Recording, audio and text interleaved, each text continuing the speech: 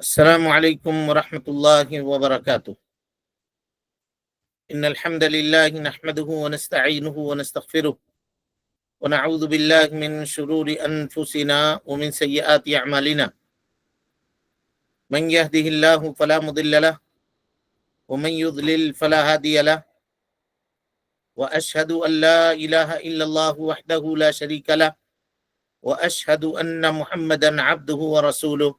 أما بعد، فإن خير الحديث كتاب الله، وخير الهدي هدي محمد صلى الله عليه وسلم، وشر الأمور محدثاتها، وكل محدثة بدعة، وكل بدعة ضلالة، وكل ضلالة في النار. محترم حاضرین، سامعین و سامعات، ناظرین و ناظرات، کتاب الطہارہ کے اس درس میں ہم آپ تمام حضرات کا خیر مقدم کرتے ہیں اور اللہ سبحانہ و تعالی سے یہ دعا کرتے ہیں کہ وہ ہم سب کے مل بیٹھنے کو قبول فرمائے، علم دین، علم نافع سیکھنے، اس کے مطابق عمل کرنے، اس کی دعوت عام کرنے اور اس راستے میں آنے والی مصیبتوں کے اوپر اللہ سبحانہ و تعالی ہم سب کو صبر کی توفیق نصیب فرمائے۔ محترم حاضرین، اللہ تعالی کے فضل اور اس کے کرم سے الحمدللہ کل کے درس میں ہم لوگوں نے سنن فطرت کے تعلق سے مونچھ کاٹنے کے احکام اور اس کے مسائل کے اوپر ہم لوگ گفتگو کر رہے تھے، اور اسی طرح سے داڑھی کے سلسلے میں گفتگو شروع ہوئی تھی اور بات وہاں سے رک گئی تھی وقت کے ختم ہو جانے کے بعد۔ تو آج انشاءاللہ اس کے احکام کو پڑھیں گے اور پھر وضو کی جانب منتقل ہوں گے۔ کہتے ہیں کہ داڑھی کا حلق کرنا حرام ہے، اور اگر کوئی آدمی ایک قبضہ سے زیادہ، قبضہ مانے کل بھی ہم نے بتلایا تھا کہ ایک مٹھی داڑھی کے نکلنے کی جگہ سے ایک مٹھی آدمی پکڑے اور اس سے جو زیادہ ہوتا ہے اس کو کاٹ دے۔ اس سلسلے میں آثار موجود ہیں، ابھی آپ کے سامنے بات آئے گی۔ تو کہا وَلَا بَأْسَ بِأَخْذِ مَا زَادَ عَنِ الْقَبْضَةِ مِنْهَا، داڑھی میں سے اگر ایک قبضہ سے زیادہ جو ہو اگر اس کو کوئی آدمی کاٹتا ہے تو اس میں کوئی حرج کی بات نہیں ہے، یہ مصنف رحمت اللہ علیہ کہتے ہیں۔ کیا اس کی دلیل آپ کہاں سے لا رہے ہیں کہ ایک مٹھی سے زیادہ جو زائد ہو اس کو کاٹ دیا جائے؟ تو کہا کہ حضرت عبداللہ ابن عمر رضی اللہ عنہما جب حج کرتے یا عمرہ کرتے تو اسی طرح سے داڑھی پکڑتے اور اس کے بعد جو زیادہ حصہ باقی بچتا اس کو کاٹ دیتے تھے۔ صحیح بخاری کے اندر یہ اثر موجود ہے۔ شیخ البانی رحمت اللہ علیہ نے اس طرح کے وارد تمام آثار کو جمع کیا، صحابہ کرام کے اعمال جو اس طرح سے موجود ہیں ان کو علامہ البانی رحمت اللہ علیہ نے اکٹھا کیا، جمع کیا، اور انہوں نے یہ کہا کہ ایک مٹھی سے زیادہ جو داڑھی بچتی ہو اس کا کاٹ دینا واجب ہے، اس کا کاٹ دینا واجب ہے۔ آخری عمر میں علامہ البانی رحمت اللہ علیہ نے یہ کہا، اور بعض لوگ کہتے ہیں کہ شیخ سے رجوع ثابت ہے، بعد میں انہوں نے اس فتوے سے رجوع کر لیا، واللہ اعلم۔ لیکن علماء کہتے ہیں کہ عمر کے آخری مرحلے میں علامہ البانی رحمت اللہ علیہ نے یہ کہا۔ لیکن راجح مسئلہ کیا ہے اس سلسلے میں؟ تو راجح بات جو سمجھ میں آتی ہے وہ یہ ہے کہ مسلمان کے اوپر واجب ہے کہ داڑھی کو مطلق طور پہ چھوڑ دے اور اس میں سے کچھ حصہ بھی وہ نہ کاٹے، کیونکہ اللہ کے نبی صلی اللہ علیہ وسلم نے فرمایا اعفوا اللحى، اور اعفاء کہتے ہیں ترک کرنے کو، چھوڑ دینے کو۔ ایک جگہ کہا وفروا، ایک جگہ کہا ارخو، ایک جگہ کہا ارجو، یہ سارے کے معنی یہ ہوتے ہیں کہ اس کو چھوڑ دیا جائے۔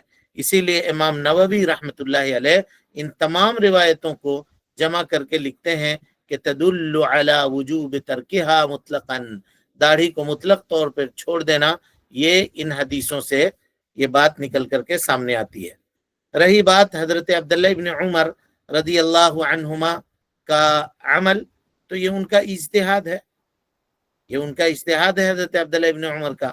اسی لیے علماء کہتے ہیں کہ مسلمان کے لیے واجب ہے کہ وہ داڑھی کو چھوڑ دے مطلق طور پر۔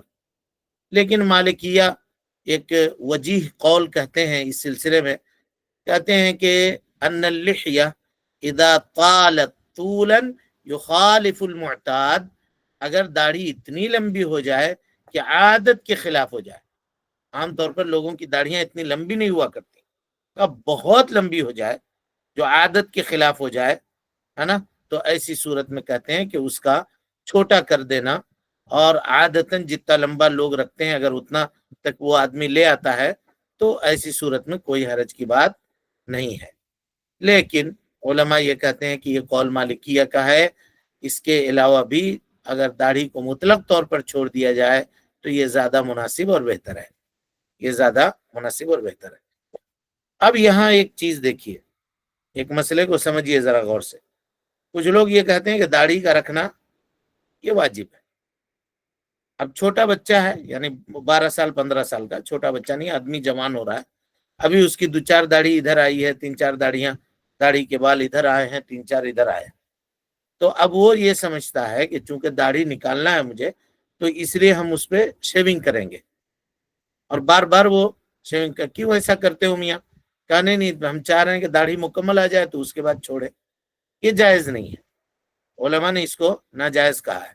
کہا کیوں ناجائز کہا ہے؟ دیکھیے، عام طور پر لوگ کہتے ہیں کہ ویسا کرو، ہر ایک کو کہتے ہیں کرو تاکہ تمہاری داڑھی پوری آ جائے، مکمل آ جائے، یہ مناسب نہیں ہے۔ اور اسی طریقے سے کوئی آدمی نوجوان ہے، جوان ہے، یعنی داڑھی آنے کی عمر اس کی ہو گئی، اس کو داڑھی نہیں ہے، ہوتا ہے بعض لوگوں کو، کسی کو صرف یہاں ٹڈی کے اوپر 2 4 8 10 بال ہوتے ہیں، باقی پورا جو ہے وہ داڑھی نہیں ہوتی ہے اس کی، تو کیا ایسا آدمی ٹرانسپلانٹ کروائے گا کیونکہ یہ سوچ کر کے کہ داڑھی رکھنا واجب ہے، اعلی الاقل داڑھی رکھنا سنت ہے؟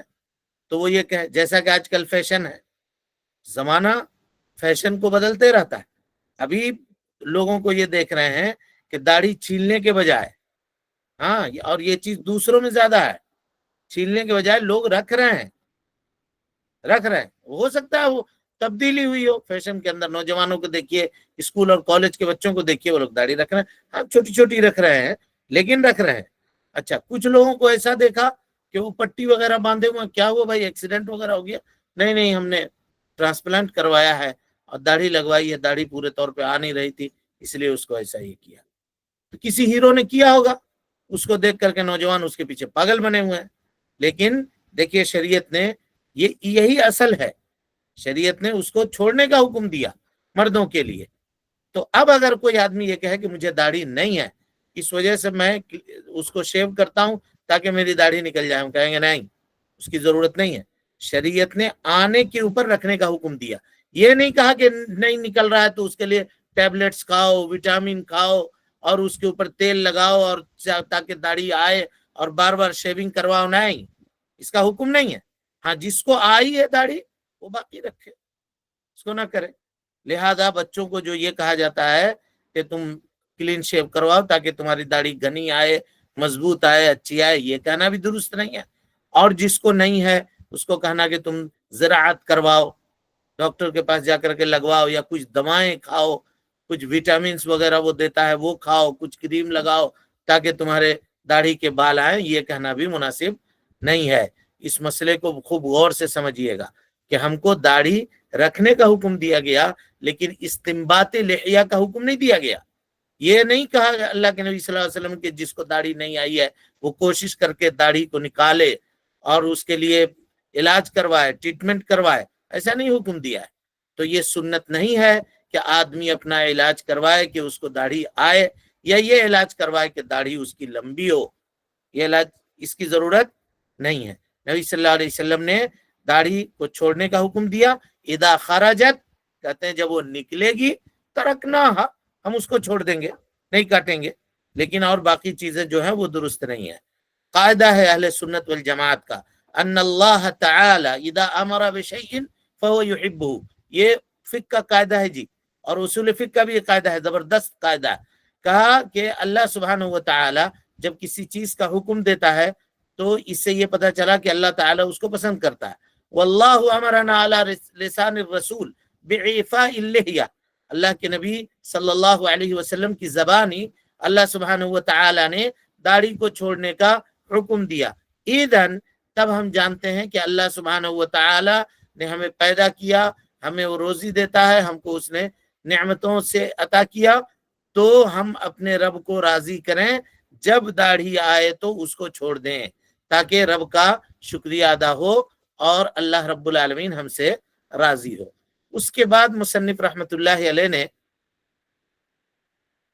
ختان کا تذکرہ کیا ہے، ختنے کا، اور یہ مسئلہ ہم سمجھتے ہیں کہ کوئی اس قدر ضروری نہیں ہے جس کا ذکر کیا جائے، عام طور پہ یہ چیزیں ہوتے رہتی ہیں اور انسان اس کو جانتا ہے۔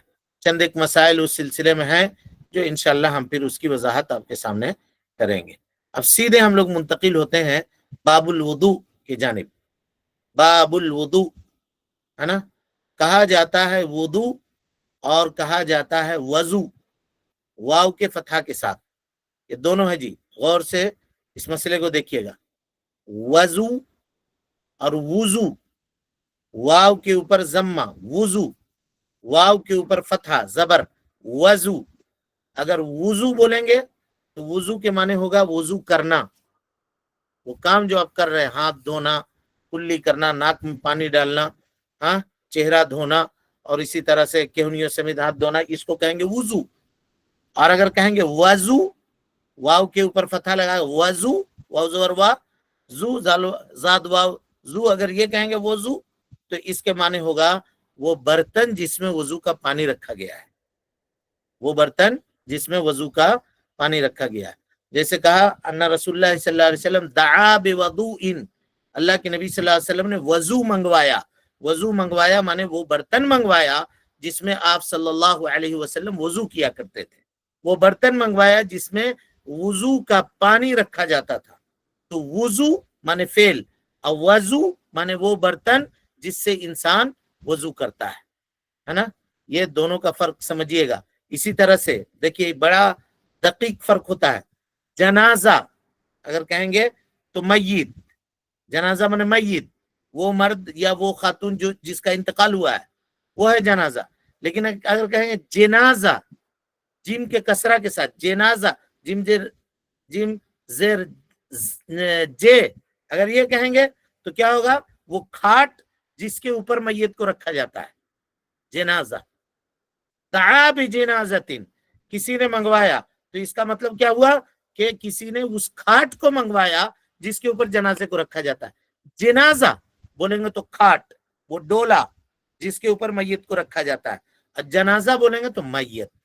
یہ سب زبر زیر سے معاملات بدلتے ہیں، اسی لیے اس کے جو الفاظ ہیں اس کو یاد کرنا ضروری ہے۔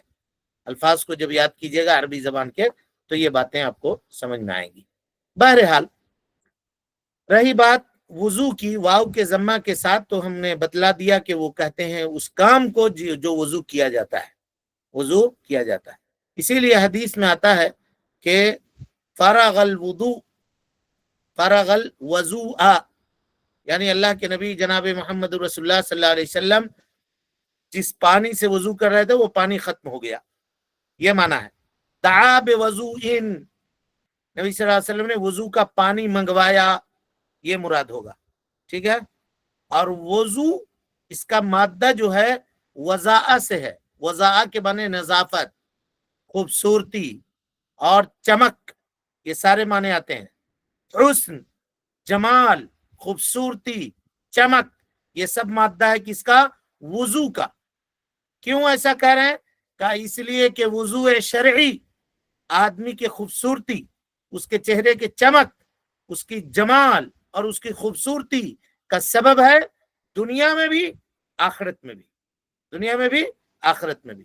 اب کہیے گا دنیا میں کہاں کوئی آدمی وضو کرتا ہے تو چمکنے لگتا ہے، کہاں ایسا ہوتا ہے کہ اگر ایک آدمی اللہ تعالیٰ نے اس کو کالا بنایا ہے یا کسی کو اللہ تعالیٰ نے سانولا بنایا ہے تو کہاں 5 وقت کا نماز پڑھتا ہے، وضو کرتا ہے تو کہاں چمک جاتا ہے وہ، یہ معنی مراد ہے؟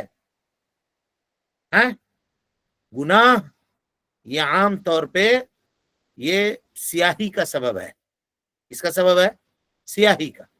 اما الذین اسودت وجوہہم، یہ وہ لوگ ہیں جن کے چہرے کو اللہ تعالیٰ نے کالا کر دیا ہے ان کے گناہوں کے سبب۔ اور اسی طرح سے حسان ابن عطیہ تابعی ہیں، کہتے ہیں کہ اللہ سبحانہ و تعالی چاہے کتنا گوڑا چپٹا بدعتی کیوں نہ ہو، کہا کہ دیکھیے گا اس کے چہرے کے اوپر وہ چمک نہیں ہوگی جو اہل سنت کے ایک غریب سے غریب انسان کے چہرے کے اوپر ہوتی ہے۔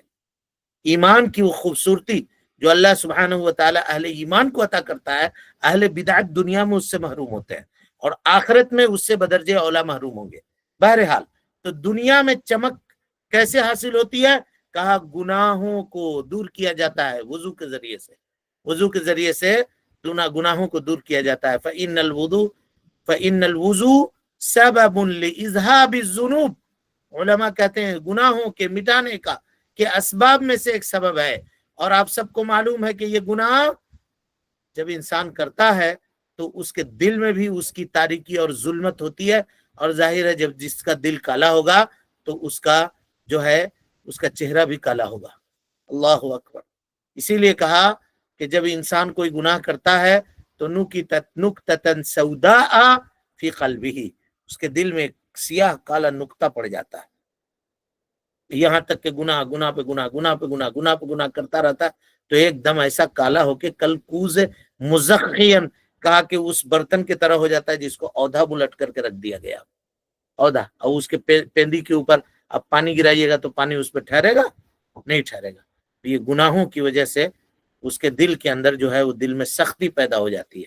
بہرحال تو کہا کہ وضو، دنیا میں وضو گناہوں کے مٹانے کا ذریعہ ہے، اور جب اس کے گناہ وضو کرنے والے کے مٹ جاتے ہیں اللہ تعالیٰ کے فضل سے اور اس کے کرم سے اور اس کے توفیق سے، اس کے گناہ نکل جاتے ہیں تو اس کا چہرہ چمکدار ہو جاتا ہے، معنوی طور پر خوبصورت ہو جاتا ہے اللہ رب العالمین کی نگاہ میں۔ اللہ اکبر۔ کتنا عظیم فقہا نے یعنی کس طرح سے معانی کو بیان کرتے ہیں۔ دیکھیے ایک لغوی معنی ہے، اس لغوی معنی کی نسبت شرعی معنی سے کیسے نکال رہے ہیں، دیکھیے یہ اس کو علم کہتے ہیں، اور اس پہ محنت کیا ہے فقہا نے، اور یہ جس دین کے آپ ماننے والے ہیں وہ کتنا مضبوط دین ہے، اللہ اکبر، آپ اندازہ لگائیے۔ کسی دین میں اس طرح کی ایسی تفصیل موجود نہیں ہوگی۔ اور رہی بات آخرت میں سفیدی اور چمک، تو اللہ اکبر، اللہ کے نبی صلی اللہ علیہ وسلم سے صحابہ نے پوچھا کہ اللہ کے نبی اتنے سارے امت ہوں گے، حضرت آدم علیہ السلام سے لے کر کے حضرت عیسیٰ علیہ السلام کی امت ہوگی، پوری کی پورے لوگ، اور آپ کی امت ہوگی، آپ کیسے پہچانیے گا ہم کو، آپ کو؟ ہم ابو بکر صدیق ہیں، یہ عمر ابن خطاب ہیں، یہ عثمان غنی ہیں، ان کو تو آپ جان جائیے گا، پہچان جائیے گا، بعد میں آنے والے جو لوگ ہیں ان کو کیسے جانیے گا؟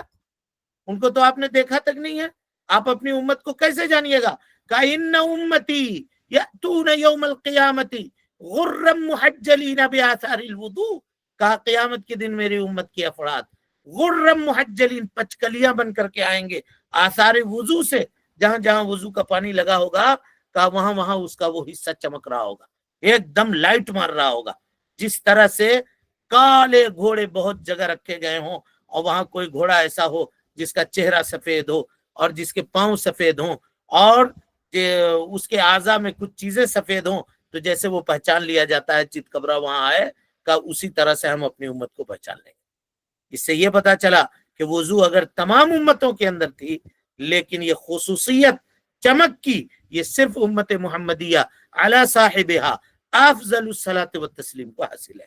حضرت ابو ہریرہ کہتے تھے فمن کان منکم یستطیع ان یطیل غرتہ، تم میں کا کوئی آدمی اگر یہ چاہتا ہے کہ اپنی اس چمک کو بڑھائے، فلیستطع فلیفعل، تو اسے چاہیے کہ وہ ایسا کرے، اسے چاہیے کہ ایسا کرے، بجائے یہاں سے دورے تھوڑا اور آگے بڑھا دو، چمک تمہاری بڑھے گی آگے تک۔ یہ حضرت ابو ہریرہ رضی اللہ تعالیٰ عنہ کا اپنا قول ہے، وہ یہ کہا کرتے تھے۔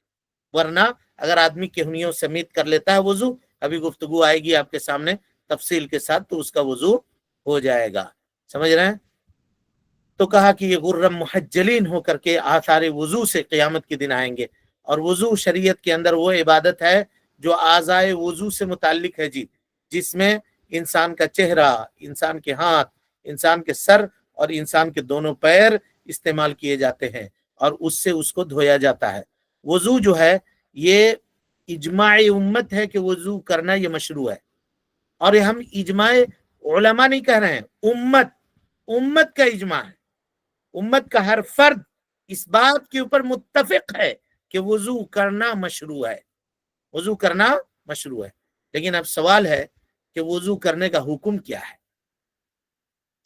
کیا حکم ہے وضو کرنے کا، ہے نا؟ حکم الوضو کیا ہے؟ تو وضو کبھی واجب ہوگا، کبھی مستحب ہوگا، اور کبھی وضو کرنا حرام ہوگا۔ یہ تینوں حکم اس کے اوپر نافذ ہوں گے، غور سے سمجھیے۔ وضو کرنا کبھی واجب، کبھی مستحب یعنی واجب سے نیچے، اور کبھی حرام، کبھی حرام۔ اب کس پوزیشن میں وضو کرنا واجب، کس پوزیشن میں مستحب، اور کس پوزیشن میں حرام، یہ تینوں کو ہم لوگ پڑھیں گے اور ہر ایک کی دلیل کو تفصیل کے ساتھ جاننے کی کوشش کریں گے۔ سب سے پہلے دیکھتے ہیں کہ وضو واجب کب ہے، وضو واجب کب ہے، کب مستحب ہے، اور اس کے بعد دیکھیں گے کہ کب حرام ہے۔ کہتے ہیں کہ وضو واجب ہے جب انسان ناپاک ہو، حدث اصغر اس کو لاحق ہو، اور نماز پڑھنے کا وہ ارادہ کرے۔ اگر انسان بے وضو ہو اور نماز پڑھنے کا ارادہ کر رہا ہے تو اس کے اوپر واجب ہے کہ وہ وضو کرے۔ کوئی انسان استنجا کے لیے گیا، پھر وہ چاہ رہا ہے کہ ہم نماز پڑھیں، تو اس کے اوپر واجب ہے کہ وہ وضو کرے اور تب نماز پڑھے۔ دلیل اللہ تعالیٰ فرماتا ہے یا ایھا الذین آمنو، اے ایمان لانے والو، اذا قمتم الی الصلاۃ فاغسلوا وجوہکم، جب تم نماز پڑھنے کا ارادہ کرو تو اپنے چہرے کو دھو لو، الی آخر الآیہ، یہ وضو کی آیت ہے نا؟ اللہ عز و جل فرماتا ہے یا ایھا الذین آمنو اذا قمتم الی الصلاۃ، تو مقصود کیا ہوا اس کا؟ یعنی اذا قمتم محدثین الی الصلاۃ، جب تم ناپاک ہو اور وضو کرنے اور نماز پڑھنے کا ارادہ کرو تو چاہیے کہ تم وضو کر لو۔ اب مجرد کوئی آدمی نماز پڑھنا چاہ رہا ہے تو اس کے لیے وضو کرنا واجب نہیں ہے، سمجھ رہے ہیں؟ اس کو سمجھیے مسئلے کو۔ انسان جب نماز پڑھنا چاہتا ہے تو دو حالتوں سے وہ خالی نہیں ہوتا۔ پہلی حالت اس کی یہ ہوتی ہے کہ وہ وضو سے ہے، اس کا پچھلا وضو، پرانا وضو جو اس نے کیا وہ باقی ہے، تو اب اس کو ہم یہ نہیں کہیں گے کہ تمہارے اوپر واجب ہے تم وضو کرو، یہ نہیں کہیں گے۔ لیکن کیا وہ یہ تجدید وضو کرے گا یا نہیں کرے گا، یہ الگ مسئلہ ہے، اس کو ہم بعد میں بیان کریں گے۔ تو پہلی حالت تو یہ ہوئی کہ وضو سے ہے، تو اس کو نہیں کہا جائے گا کہ تم وضو کر کے پھر سے آؤ دوبارہ۔ اور دوسری حالت یہ ہے کہ وہ بے وضو ہے، تو اس سے کہا جائے گا کہ تمہارے اوپر واجب ہے کہ تم وضو کرو۔ سمجھ گئے؟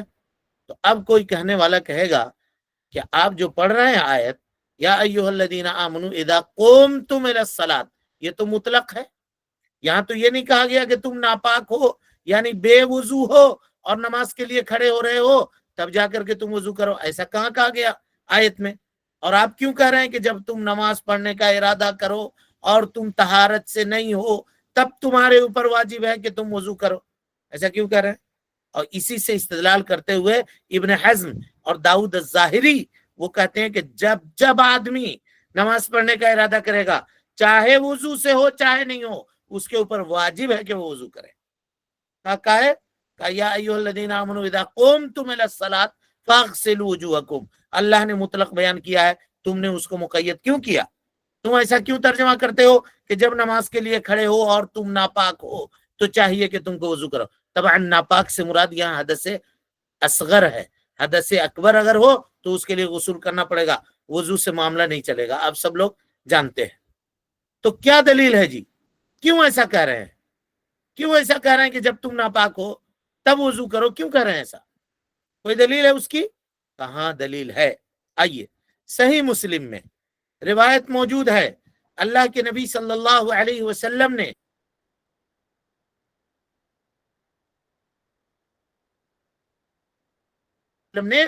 کئی نمازوں کو ایک وضو سے ادا کیا۔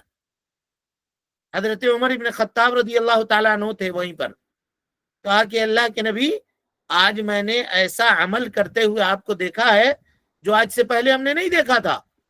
تو نبی صلی اللہ علیہ وسلم نے کہا عامدن فعلت یا عمر، جان بوجھ کر کے میں نے کیا ہے عمر، یعنی یہ کوئی ایسا نہیں کہ میں بھول کے کیا ہوں۔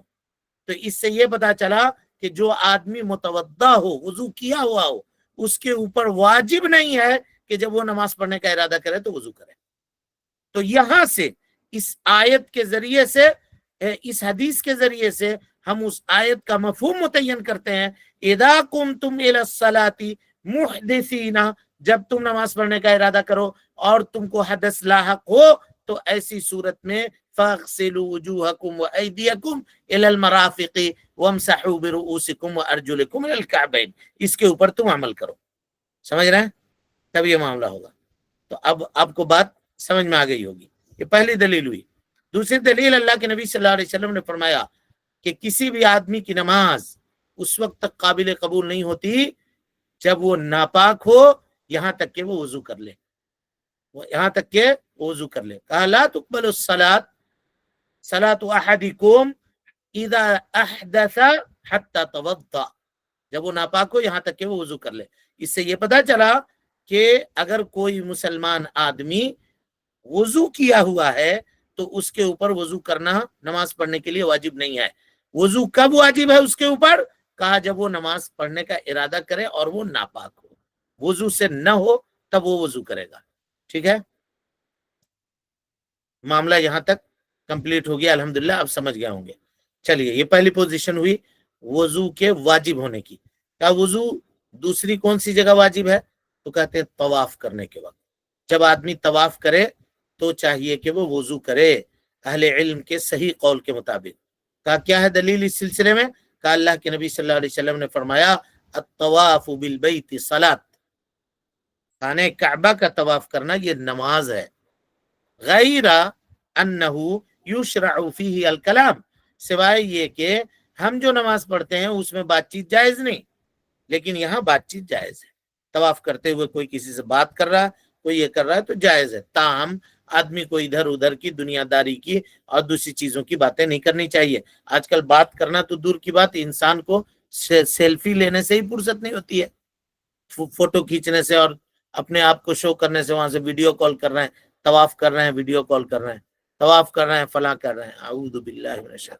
جو دعائیں مانگیے بھائی خانہ کعبہ میں جا کر کے، وہاں پہ کھڑے ہو کر کے اس طرح کی بیکار کی کاموں کے اندر اپنے اوقات کو بہت سارے لوگ ضائع کرتے ہیں. علامہ والحفیظ.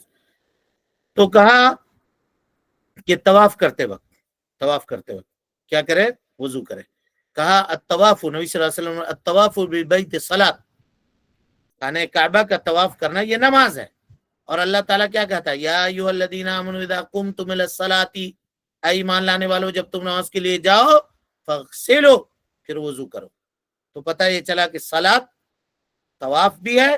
اب کوئی بندہ اگر طواف کرنے کا ارادہ کر رہا ہے اور وہ ناپاک ہے یعنی بغیر وضو سے ہے تو اسے چاہیے کہ وضو کر لے. ٹھیک ہے، چلیے یہ دوسری جگہ ہو گئی. تیسری جگہ وضو کب واجب ہے؟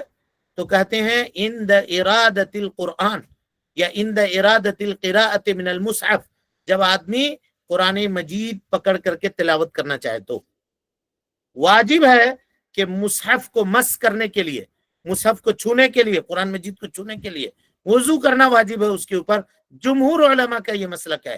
اللہ کے نبی صلی اللہ علیہ وسلم نے فرمایا لا یمس القرآن الا طاہر، رواہ مالک والدارقطنی وصححہ البانی بشواہدہ.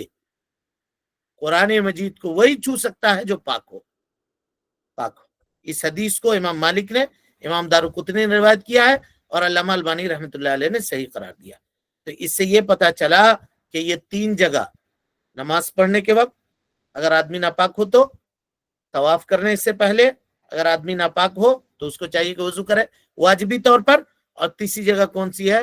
اگر مصحف دیکھ کر کے قرآن مجید، مصحف مانے قرآن مجید دیکھ کر کے اگر پڑھنا چاہ رہا ہے تو اس سے پہلے وہ وضو کرے. اس سے پہلے وضو کرے. قرآن پکڑ کر کے اگر پڑھنا چاہ رہا ہے، ظاہر ہے دیکھے گا کہ یہ پکڑے گا تو اب کوئی کہے کہ موبائل میں ہے مولوی صاحب ہمارے، تو نہیں، موبائل میں اگر پکڑے گا تو اس کے لیے وضو کرنے کی ضرورت نہیں ہے. تاہم اگر وضو کرے تو یہ زیادہ بہتر ہے. ابھی بات آپ کے سامنے آگے آئے گی. یہ تین جگہ ہے جہاں وضو کرنا واجب ہے اس کے اوپر.